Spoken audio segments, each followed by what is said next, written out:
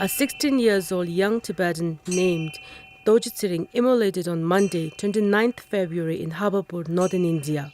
Simultaneously on the same day, a young boy named Kelsang Wangdu, age 18, from Kardze, Tibet, also set himself on fire.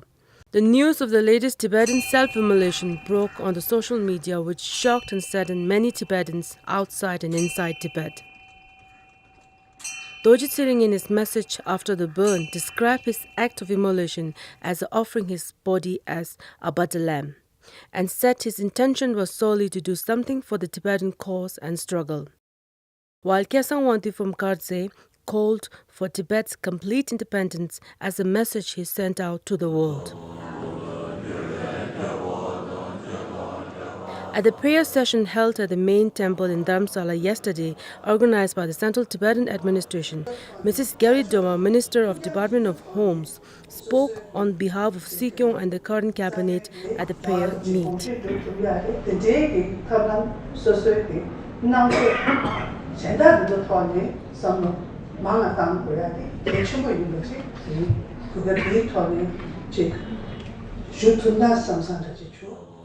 People in general has mixed reaction to the two recent self-immolations.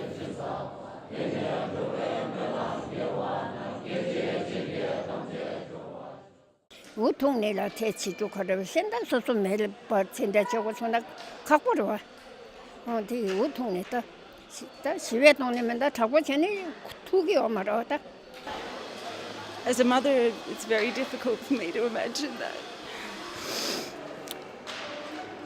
I feel for their parents and for their loved ones, their siblings, and as a parent, I just, that's all I think. The Human Rights Desk of Central Tibetan Administration says the causes for the self-immolation has direct links to the poor human rights condition in Tibet. Self-immolation inside Tibet is because of the deteriorating or because of absence of the human rights situation inside Tibet. Since China occupied Tibet, there has been a political repression, cultural assimilation, political indoctrination, and all these human rights violation has been going on. After more than 50 years in exile, the struggle for Tibetan cause is led by the generations of young Tibetans. Many of those who self-immolated in recent times are young Tibetans. It is hard to say if the self-immolation will stop, but one thing is clear: the struggle for Tibetans' freedom is not seem to giving up.